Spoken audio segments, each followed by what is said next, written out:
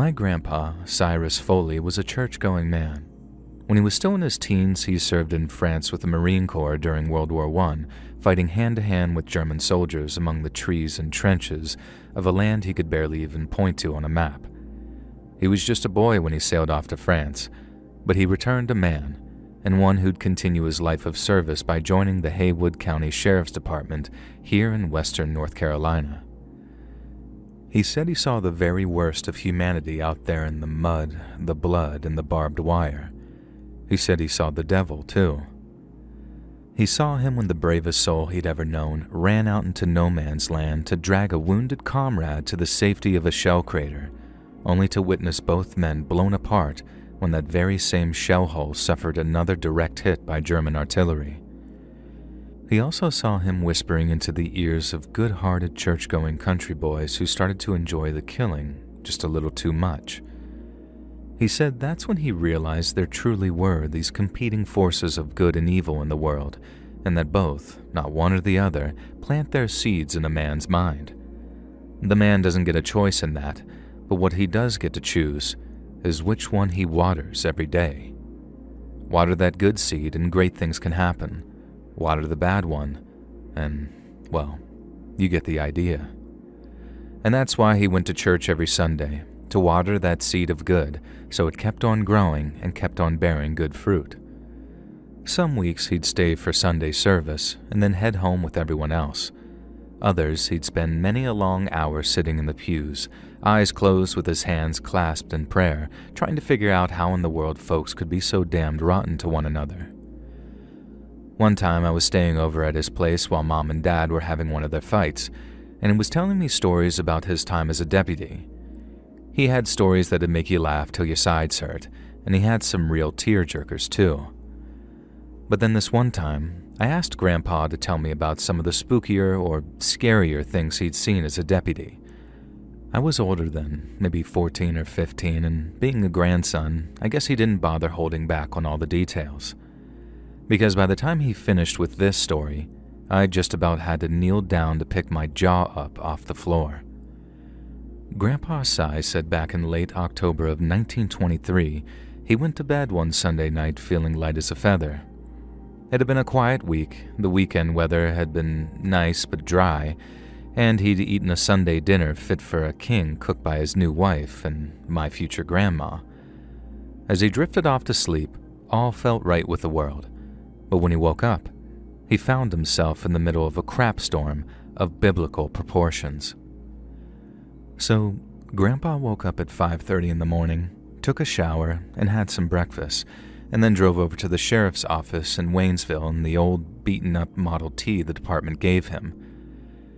He opens the place up for 7 a.m. sharp. Then he sat behind the front desk drinking his second cup of coffee when a man from a little town called Woodrow comes stumbling through the door, having walked all the way down the 276 in his stockinged feet. Grandpa Cy said he could tell the man was drunk before he even opened his mouth, but he looked worse than drunk, because his big bloodshot eyes had this wide, frightened look about them, like they'd seen something awful. The man staggers up to the front desk and tells Grandpa Cy that he needs to lock him up. Then when my grandpa asks why, the man gets very agitated and begs to be locked up or shot because he's just murdered his wife and infant daughter. Now, my grandpa didn't know this man from Adam, and people say all kinds of crazy stuff when they're drunk, but that man sure looked like he'd done something awful. So without putting any cuffs on him and without even locking the door, Grandpa Cy sits the man down in a cell, then calls the sheriff to let him know what he's heard. A few hours later, my Grandpa Cy joined the sheriff and a handful of deputies in driving over to Woodrow to verify the man's claims. He might have been drunker than a possum in a moonshine jug, as they say, when he walked into that office, but the man was no liar. He'd hacked his wife and infant daughter to pieces as they slept in each other's arms. The axe he used was lying just a few feet away. Grandpa said that you couldn't tell where mother ended and baby began. The sheriff and Grandpa Cy then drove back to the office, and after sitting down with the murderers, they asked him why he did it. With the worst hangover of his entire life kicking in, and having not slept for all of 24 hours, the guy wasn't exactly lucid. But what he said commanded my grandpa's full and undivided attention. About 2 months before he hacked up his wife and daughter, the murderer, a man named Lenny McLean, was walking home from his job at a sawmill when he met a woman by the roadside. She called herself Lily Beth, and she was the most beautiful young woman McLean had ever seen. That first occasion, McLean and Lily Beth simply swapped smiles as they passed one another. But then the second day, they got to talking, and the same could be said for the third and fourth and the fifth, and so on. And by the time the weekend came, McLean couldn't keep his mind off of Lily Beth, and he wanted nothing more than to get back to work on Monday so he could walk and talk with her again. This carries on for about a month or two, with McLean saying Lily Beth seemed to know him better than he knew himself.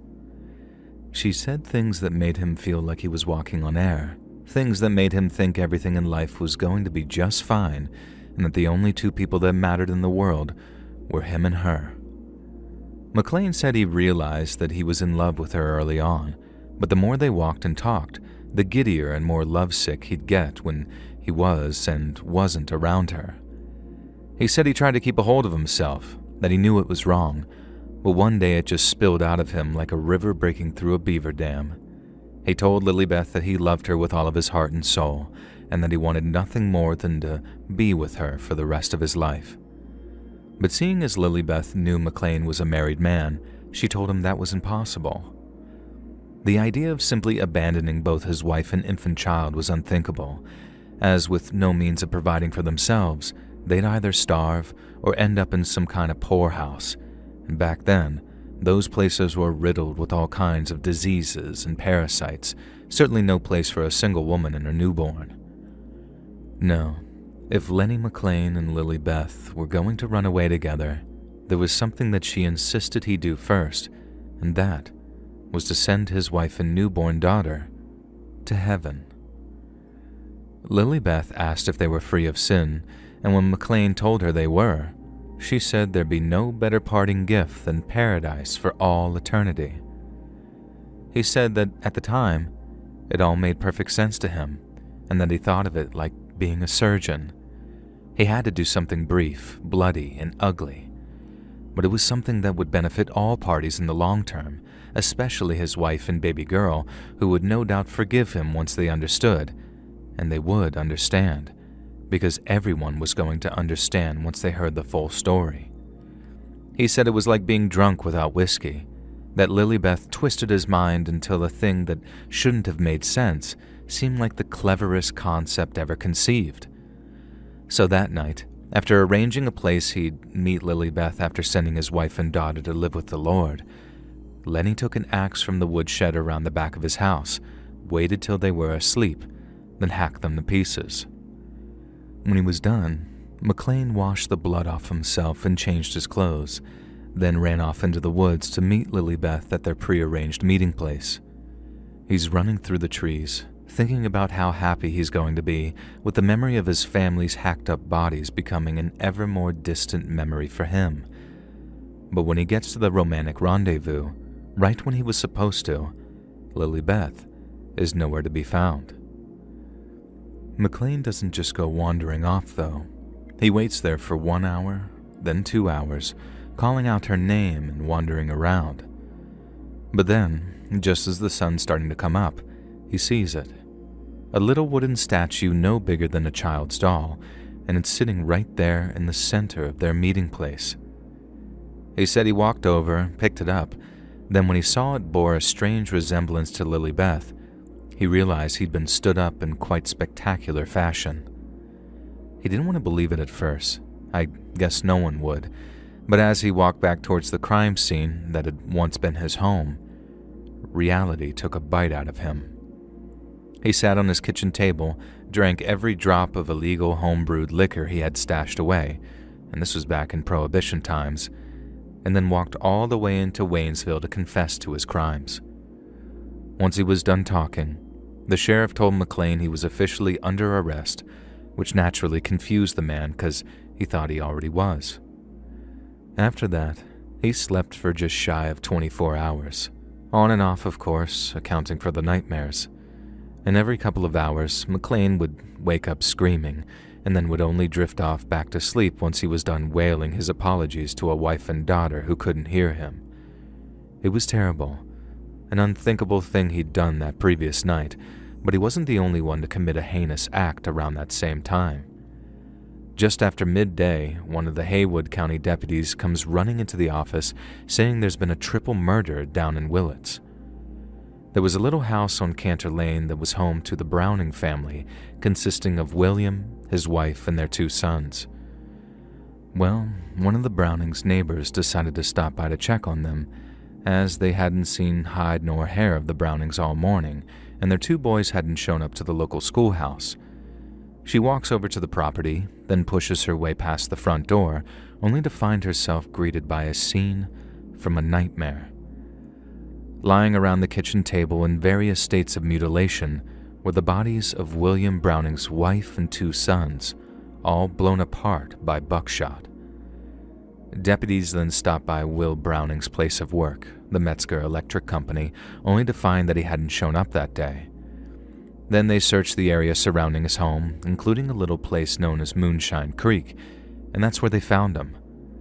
Browning's body was blue, his eyes were open and bloodshot, and there was a thick stream of dried vomit running down his shirt. One hand still held onto the handle of the moonshine jug he'd filled his belly with, and in the other was a little wooden statue, no bigger than a child's doll. Grandpa Cy said the sheriff and his fellow deputies were already stretched thin at this point. They had a couple of boys out in Woodrow watching over the McLean house, and then a couple of more down in Willits watching over the Browning house. Everyone knew they had one hell of a week coming up, and that they'd be busy from dawn till dusk working the investigations. But little did they know, they had 2 more bodies just waiting to be found. A fisherman out near Lake Junaluska was walking along the shore near where the Turnville Bridge is today when he saw something bobbing up and down near the water's edge. He got a little closer, then realized what he was looking at. It was a body, and he didn't realize it at the time, but it was the corpse of one of his son's closest friends, a boy named Arlo McElmore. Within the hour, 2 deputies had been delegated to stand guard over the scene while they tried to figure out what had happened, and the only thing that made sense was young Arlo having taken a tumble from the bridge while he was either drunk or exhausted. There was always the chance he'd been pushed, of course, so one of the deputies went up onto the bridge to look for signs of a struggle. He found something all right, but it wasn't any evidence of a fight or an attack. Sitting there, on one of the thick wooden guardrails, was a little wooden statue, just like the one found by McLean and the one in the hand of old Will Browning, who'd gunned down his family, then filled his belly with bad moonshine. In the weeks that followed, the Haywood County Sheriff's Department, Grandpa Cy included, worked tirelessly to try and piece together the events surrounding each grouping of murders. Arlo wasn't married, so assuming the presence of the little wooden statue meant that he too had taken a life before ending his own, folks started to wonder just who the unlucky party had been. But when they searched his residence, there was no wandering anymore. Arlo's sister, Mariana McElmore, was lying in her brother's bed. Arlo had killed her, gutted her, and was halfway to skinning her corpse before he decided to just stop and walk out to Lake Junaluska. Then, whatever happened at that bridge, Arlo took a tumble off it and ended up breaking his neck. The deputies worked those cases for months, with barely any rest at all, until they finally came to the conclusion that there was nothing that could be done. Lenny McLean helped as best as he was able, told them everything he could about Lily Beth, until, of course, he realized he knew next to nothing about her. Somehow, they had been talking for months almost daily, and he didn't know where she was from, the name of her family, or where she lived around the time of the murders. Deputies then went door to door all over the country, asking folks if they knew anyone fitting Lily Beth's description of a red-haired beauty with piercing green eyes. The sheriff didn't think it'd be long before they found someone who remembered seeing a girl like that. But he was wrong. The only person in the whole of Haywood County that seemed aware of Lily Beth's existence was Lenny McLean, or at least, The only man living, of course. The idea that this mysterious Lilybeth had talked to not one, but 3 different men into murdering their families was next to impossible. But considering they all happened on the same night, and that each man ran into one of those strange wooden statues, it was clear to all that each crime was connected in some way. Grandpa Cy said that the sheriff figured that it had to be a group of women, all working on a different man on a long con that ended in slaughter. But that left everyone asking, what was the con? Nothing appeared to be stolen from any of the crime scenes, while Lenny McLean himself said Lilybeth hadn't asked him for a single red cent, not even one time. All these women seemed interested in, if in fact it was a group and not an individual, was talking Macklemore, Browning, and McLean into murdering their loved ones, because after that, they disappeared with only a single trace of them left behind, those little wooden statues. Now naturally, the sheriff and his boys were very interested in catching up with the mysterious Lilybeth, but the district judge didn't give a good goddamn who she was. Lenny McLean swore on the Holy Bible that he and he alone had taken the lives of his wife and infant daughter, so the judge decided that he and he alone would sit in the electric chair. McLean's attorney, his family, hell, even the sheriff all thought he could have qualified for an insanity defense, but since he never sought to do anything but confess to what he'd done, the judge had no choice but to hand down the only punishment that fit, the death penalty. But McLean didn't mind, and he wanted to die. Then after many years sitting on death row, he got his wish. No one at the Haywood County Sheriff's Department ever did find anyone named Lilybeth living in the area, nor did they find anyone quite fitting her description either. And so naturally, it became something of a legend among sheriffs and deputies both past and present. Then one day, my grandpa Cy is up visiting an old-timer who used to be sheriff back when he was a boy, and he's talking to him about the 3 family murders that happened back in October of 1923. This old sheriff wanted to hear it straight from the horse's mouth, start to finish, kind of like what I've done here. And then while he's telling the story, Grandpa Cyrus reaches into his pocket and pulls out one of those little wooden statues. Since they had the other 2 locked up in evidence, he figured it wouldn't do any harm to take one for a wander, especially if it was wrapped up in a piece of cloth so no one could leave the fingerprints on it. But then, when he handed the old sheriff the little wooden doll, and that old-timer unwrapped the cloth, he studied it for a moment before his face dropped. Grandpa Cy said the old sheriff looked up at him, ashen-faced, and then asked him to repeat the names of the men who'd murdered their families. Grandpa told him all 3 names. Then the old-timer asked if he knew the maiden name of McLean's mother. Grandpa had talked to members of his mother's family in the aftermath of the murders, but he couldn't remember their family name. That's when the old-timer asked him, "Was it McRae?" Grandpa nodded. It had been McRae. And then when he asked the old-timer how he knew that, this is what he said. But when the old sheriff was just starting out as deputy, so way back in the 1890s, he helped investigate the murder of a spinster who lived out in the sticks. The woman, who couldn't have been any older than 40, had been in Waynesville selling bunches of flowers she picked. And then when she had enough money, she bought a bottle of whiskey from the town's general store and then drank it while wandering back home on foot. Next morning, someone found her near the dirt track that led to her home. She'd been stripped, robbed of her dignity and purity, and then shot through the eye. Seeing as he was still a deputy, the old sheriff was charged with going from door to door to see if he could find any witnesses, and then after almost 3 days of knocking on doors and getting no luck, he found someone who'd spotted something on the evening of the spinster's murder. 3 Waynesville men, all in their 20s and 30s, had been seen talking with a liquored-up spinster as she was walking out of town. The witness was able to name at least 2 of the men, while the 3rd was identified by association. All 3 men were then rounded up for questioning, and for a while, it was looking like each one would be convicted and hanged. But by some unforeseen technicality, not one of them ever spent a single night inside a jail cell for what all were convinced they were guilty of. It was a terrible miscarriage of justice, so bad that each of the accused had to move their family out of Waynesville for fear of some reprisal. The sheriff then turned to my Grandpa Cyrus and asked if he could guess the family names of those men accused. Grandpa Cy said that he didn't need a second guess, and when he said Browning, Macklemore, and McRae, the old-timer just nodded. Those men moved their families out of Waynesville out of fear of reprisal, but when it came, it wasn't visited on them. It was visited on their grandsons. Grandpa Cy then asked what it was about the little wooden doll that had brought all that back to him, because it was clear to him that that was the case from the change in the old-timer's expression. The old sheriff held the doll up to him, then pointed towards something Grandpa and his fellow deputies had always wondered about. One of its eyes was large and round, the other a small, crudely worn pit. Grandpa always figured the dolls were supposed to be some kind of message, but he could never figure out what.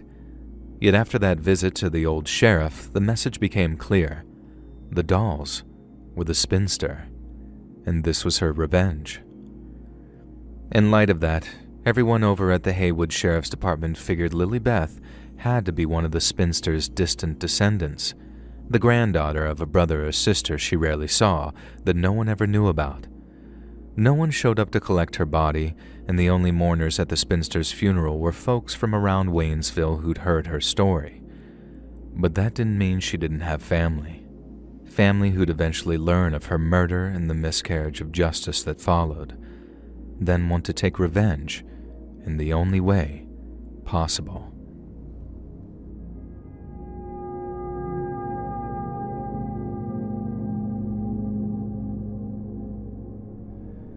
This story's from way back before the Civil War, and straight from the hills of Vergy, and although I've heard it more times than I can count, I'll be damned if it isn't a good one. You see, it's a tale about pride and wickedness, about beauty and goodness, and how sometimes the good Lord steps in when the devil gets too bold. So gather round your phones or computers, or however y'all are listening, 'cause this here's the tale of Isaac, the plantation owner's son, and Emmylou, the prettiest girl in all of Highland County. Highland County is tucked deep in the heart of what you might call Central Appalachia, a place where the sun paints the hills gold in the morning time and where the moon seems to hang low over the hollers at night. Folks lived simple back then, plowing their fields, tending to their livestock, and leaning on each other when times got tough. But even during the best of times, there was a shadow hanging over them. The grand plantation and its wealthy owner, with his fields stretched wide behind it, worked by the slaves he owned. It was perched high on a ridge like a king looking down on his subjects. Down in the valley, though, lived humbler folks, including the family of Emmylou, a girl so lovely that she could hush a room just by stepping into it. Now, the plantation owner had a boy named Isaac, a tall, strapping young feller with dark hair and a smile that might just fool you if you didn't look too close. He was handsome, sure enough, but his heart was colder than a January frost.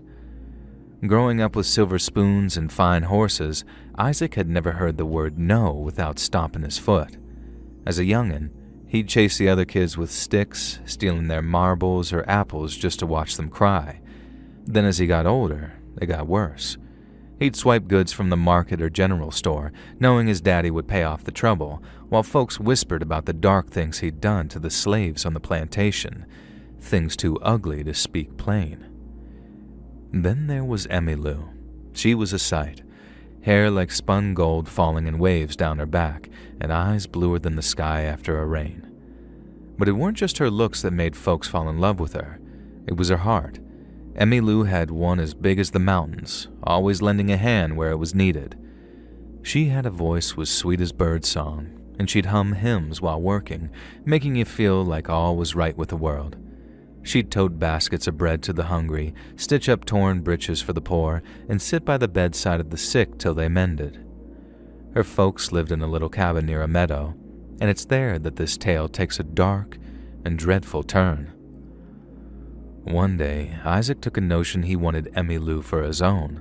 So he dressed in his best coat, he proudly rode his black horse down to her cabin. He found Emmylou on the porch, mending a quilt when he swaggered up. He wished her good morning, tipping his hat with that sly grin of his, and then after telling her she was the prettiest girl in the whole county, he asked her for her hand in marriage. Emmylou looked up, her needle pausing mid-stitch, and said she had no idea she felt that way.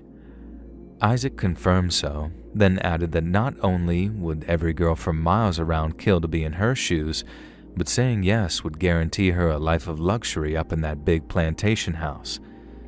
But Emmylou wasn't swayed by fancy words or promises. She set her quilt down and met his eyes square, then told him that while she was flattered, she didn't love him, and she couldn't marry a man she didn't love. Isaac's face went red as a rooster's comb. He repeated how he was the son of the richest man in Highland County, and that she was throwing away a life most would beg for. Emmylou said maybe that was so, but she still wouldn't wed for less than true love. That just about done it. Isaac reared up like a bear stung by a bee, hollering about how she'd live to regret turning him down. Then he stormed off, leaving nothing but fury and scattered chickens behind him. Isaac wasn't the kind to let a slight go unanswered. He brooded up in that big old plantation house, his anger festering like a sore. Then over the next days that followed, he hatched a plan blacker than coal. He knew Emmylou loved picking flowers in the meadows near her cabin, a peaceful spot hemmed in by trees with wildflowers of every color. She'd go there near every day, basket swinging as she sang to herself, and that's where Isaac decided he'd get her. He'd sneak up on her, take her by force, and then slit her throat to hush her up. Then, to cover his tracks, he'd leave a few strands of cotton staple on her body, pointing the blame at one of his daddy's slaves. It was a devil's scheme, born of pure spite and poisonous pride, and young Isaac intended to follow through with it. So, one sunny morning, Emmylou set out for the meadow with her empty basket, ready to be filled with flowers. But what she didn't know was that Isaac was watching up on the ridge with a heart all filled up with hate. Then once she was out of sight, he slipped down all quiet, keeping his distance as he tailed Emmylou towards the meadows. Since the weather was looking good that morning, the meadows must have made for quite a picture. Bees buzzing, birds chirping, and Emmylou's singing floating on the breeze. I picture her wandering among the blooms, picking daisies and black-eyed Susans with gentle fingers before tucking them into her basket. But then there was Isaac, crouched low, waiting for the right moment as he stalked her from the tree line. But just as he tensed to spring, the sky above them turned gray. Then, from what must have seemed like out of nowhere, a dark cloud passed over them, and a low rumble growled through the hollow. It was a flash thunderstorm, the kind that sweeps in fast and fierce. The wind picked up, whipping the grass as lightning split the sky. Then when the thunder boomed, shaking the ground, Emmylou glanced up with worry. She knew those storms, all of us do round these parts, how they drench you to the bone if you don't take cover. So quick as a flash, she gathered her flowers and ran for home while Isaac cursed under his breath. He'd waited patiently, and now the storm was stealing his chance. He vowed to get Emmylou another day, but fate had other plans. Come morning time, the storm had come and gone, leaving the air cool and the ground slick. Then out near the meadow, a peddler was trudging along the road when he spied something odd lying by the wayside. At first he reckoned it was a fallen log or maybe a dead critter, but as he drew near, his stomach turned over. It was Isaac, or at least, what was left of him.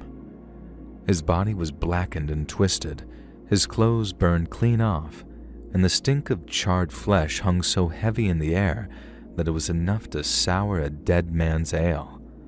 Lightning had struck him dead. The peddler crossed himself as he muttered a prayer, then hightailed it to the nearest farm to spread the word. Word spread through the county faster than a greyhound on the hunt. Folks gathered in the town square, buzzing like bees about the news of Isaac's death. Some folks said they always knew he'd meet a bad end, that he was rotten to the core. Others said it was a guardian angel looking out for Emmylou, as word of Isaac's intent to wed her had spread through town. Emmylou herself stayed hush, Some said that there was relief in her eyes, but also a touch of sorrow. She'd been spared, but it was a heavy thing for a soul like hers to bear. Before long, life settled back to its regular rhythm, but Isaac and Emmylou's tale grew roots. Folks would tell it around the fire, pass it down like an heirloom, and use it to scare their kids into good behavior. Mind Isaac, they'd say, who thought he could take what he pleased, but the Lord sent a bolt from the blue to set things right. Emmylou lived a long and happy life, marrying a good man who loved her true, and she bore sons who bore their father's strength, but also carried her kindness too. She moved on, but she never forgot that day in the meadow, and some say she believed to her last breath that a higher power had stepped in to save her. So there's your story, straight from those old hills of Appalachia. Pride and cruelty will lead you to ruin, but goodness and faith will always see you through. The Lord's watching, and sometimes His justice can be as swift as lightning.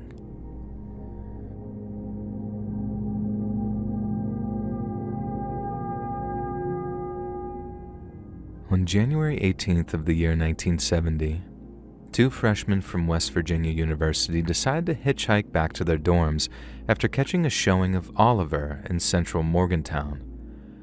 During the movie's intermission, Merritt Malarick and Karen Farrell bumped into two fellow WVU students, Paulette Burns and her boyfriend, Clarence Lewis. The group chatted in the movie theater's lobby while buying snacks, then sat together for the remainder of the showing. Following the film's conclusion, the four students walked in the direction of Willie Street, but upon spotting a cream-colored sedan driving down the street towards them, either Merritt or Karen stuck out their thumb. The sedan stopped. Then Paulette and her boyfriend watched as the two girls climbed into the car's three-seater frontal compartment. They thought they'd see the two girls back at the campus dorms, but neither Merritt nor Karen would ever be seen alive again. Paulette Burns might have been a college freshman, but she was not naive.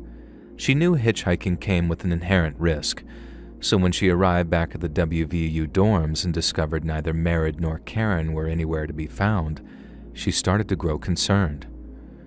She asked around the dorms, checked the girls' rooms again, and then after another hour or so passed, she contacted law enforcement to report the two girls missing. Paulette was convinced something was wrong, but the officers down at the Morgantown Police Department didn't quite share her sense of urgency. The two girls had only been gone a matter of hours, and while Paulette's concern was touching, it was perhaps a little premature.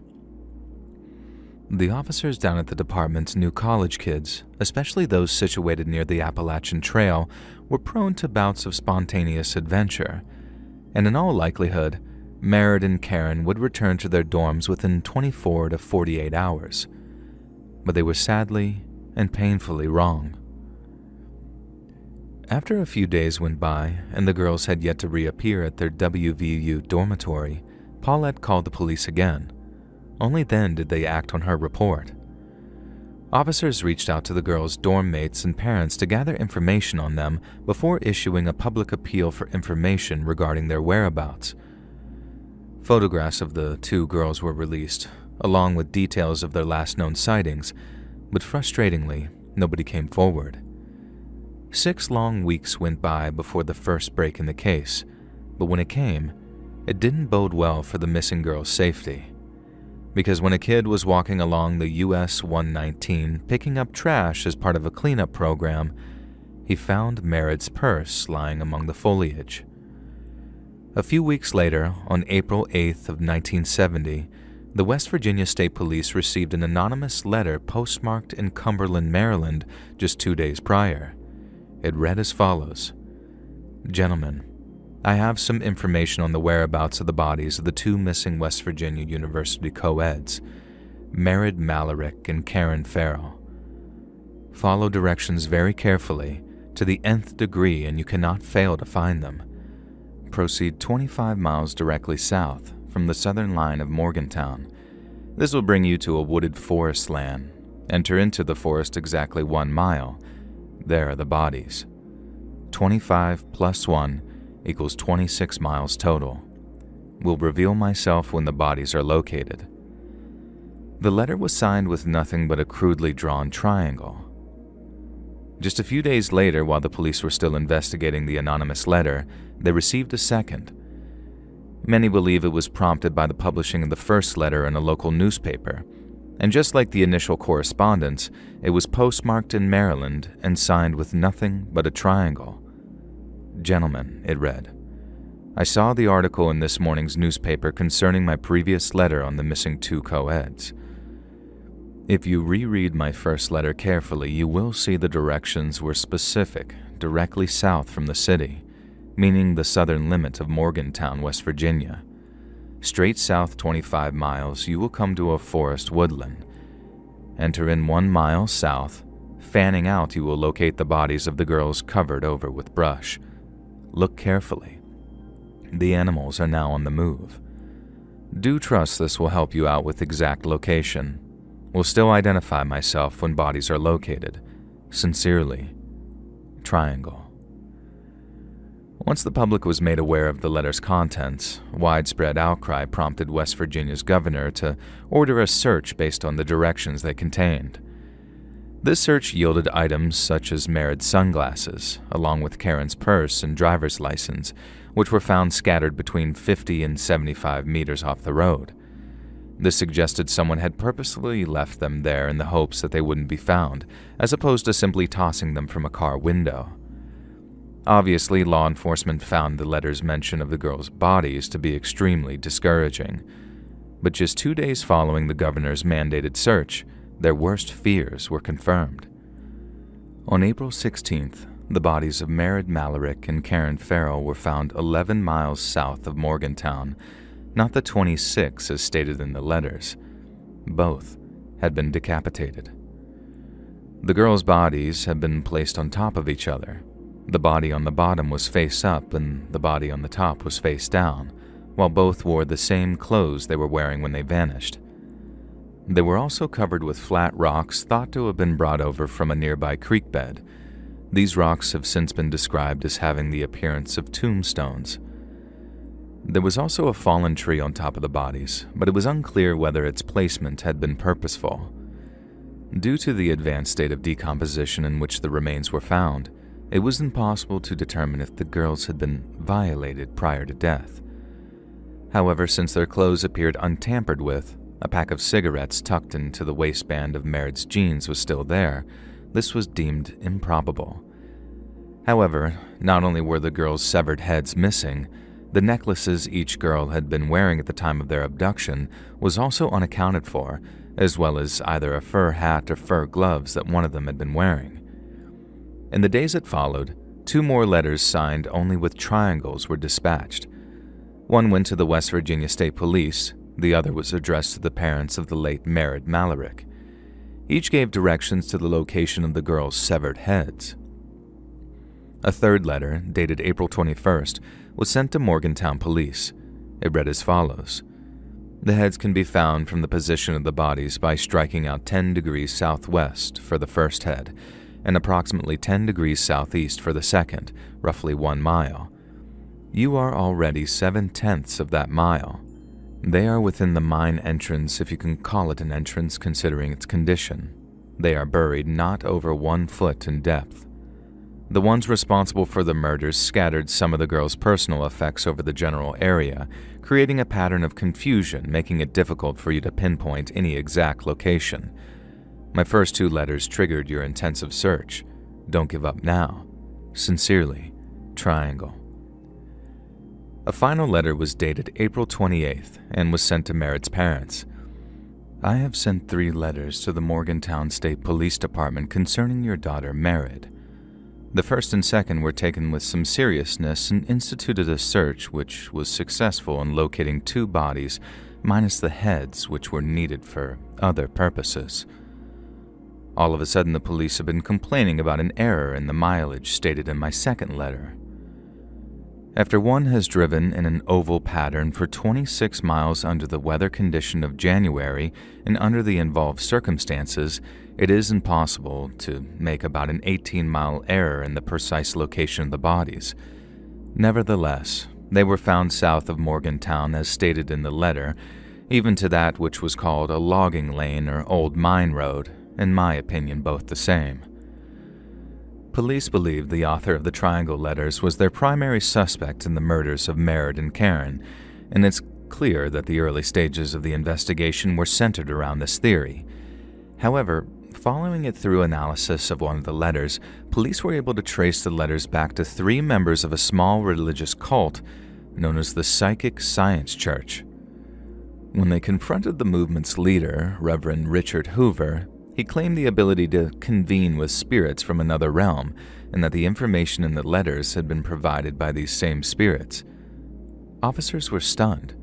Not only were the letters little more than a distasteful hoax, but the author offered no apologies for them whatsoever. After the identity of the Triangle letters' author was discovered, and the Psychic Science Church was cleared of any involvement in the girls' murders, the investigation slowed to a crawl. But then years later, in 1976, a man named Eugene Clausen shocked the nation by confessing to the murders. Clausen had lived in the nearby town of Point Marion for most of his life. He was also convicted of abusing children and, at the time of his confession, was residing in a New Jersey prison for related offenses. When he first contacted the West Virginia State Police, he claimed that he was having nightmares based on his memories of the murders. Then, following a lengthy interview, he wrote a 35-page confession after passing a polygraph test.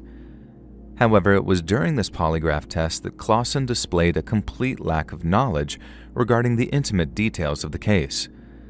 Then, in his confession letter, he made a number of incorrect statements, such as claiming he'd laid the girls' lifeless bodies side by side, or that he forced them into the backseat of his car rather than the front, as confirmed by Paulette Burns. There was also another significant problem with Clausen's confession.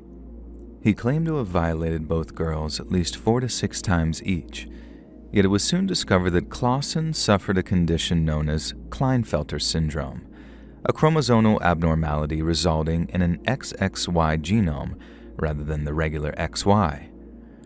Klinefelter syndrome results in severe genital dysfunction, with medical professionals claiming that Clausen's condition was so acute that it would be physically impossible for him to violate anyone just once, let alone consecutively. Yet just when it seems like Clausen's claims were of no importance, one of his assertions actually advanced the investigation. When asked where he'd disposed of the girls' severed heads, Clausen claimed he'd thrown them into a crevice at an old schoolyard. Police performed a thorough search, only to discover that Clausen was once again fabricating information. However, after analyzing a bird's nest in the area, police found human hairs which were a visual match for that of Karen and Merritt. These hairs had no roots attached, leading investigators to believe they were cut and not pulled from the heads of the victims. Someone hadn't just cut the girls' heads off, they'd given them a haircut too. Clausen was officially charged with the murders of Merritt Malarick and Karen Farrell, but by the date of his trial, he'd reversed himself completely. Since he passed a polygraph, it's clear that, at least at one point, Clausen was firm in the belief of his own guilt. Yet following his conviction in a court of law, he launched a successful appeal based on the grounds he'd knowingly made false statements during the trial. At his 1980 retrial, Clausen claimed he'd issued a false confession as a way of escaping charges levied against him in New Jersey. But once again, he was found guilty. Clausen continued to profess his innocence until his death in 2009 and received a degree of vindication when, in 2006, the investigation into Merritt and Karen's murders were reopened by the West Virginia State Police. Clausen was never fully exonerated for the murders, but if he didn't kill Merritt and Karen, who did? In December of 1970, William Bernard Hacker was arrested in Baltimore on suspicion of beheading a man named Herbert Coben. Following Coben's decapitation, Hacker drove his severed head into a rural area and then placed it under a flat rock near a creek.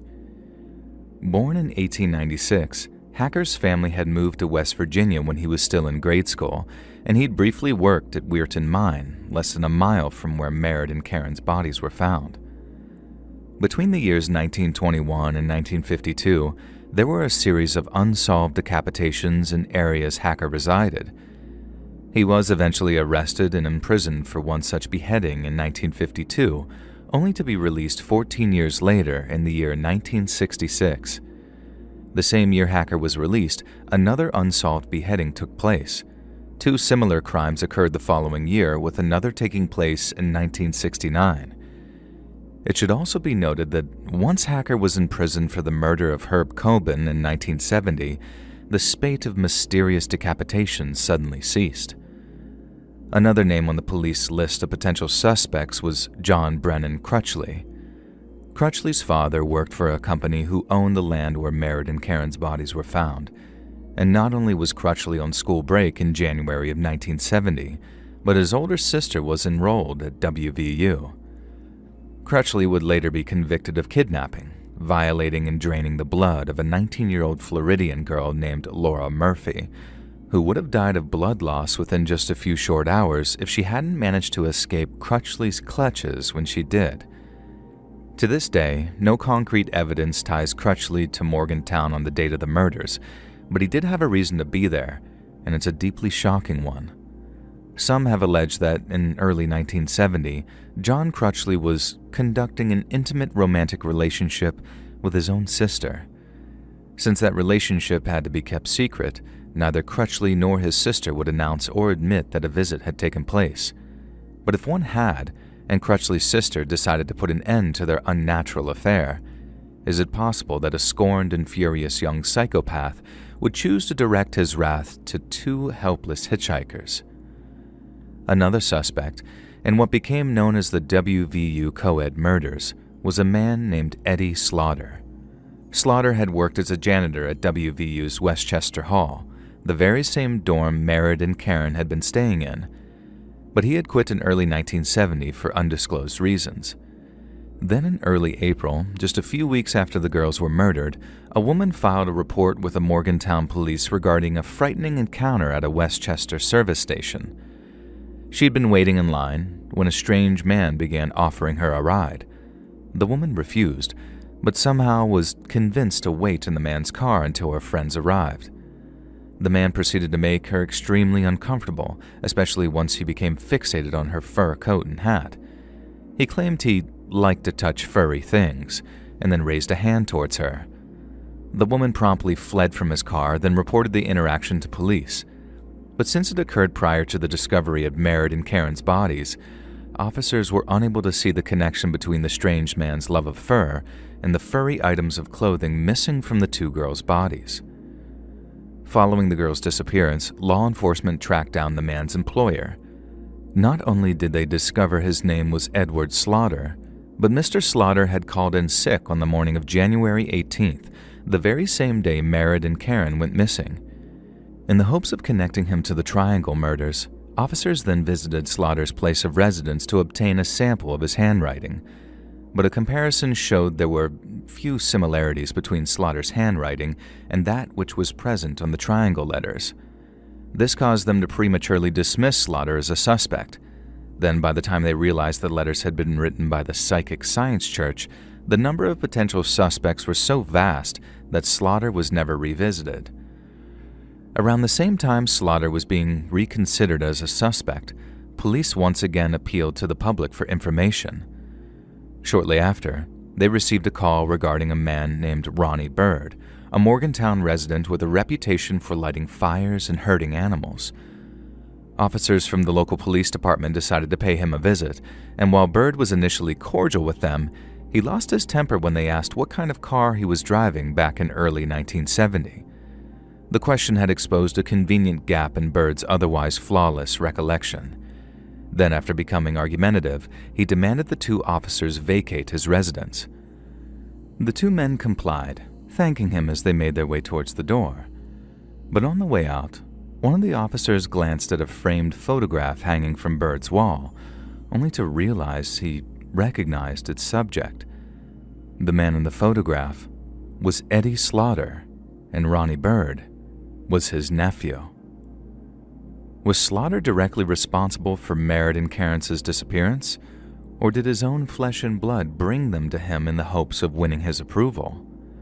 The aforementioned individuals constitute just a fraction of the complete list of suspects, and the sheer number of them made the search for the girl's killer much more difficult.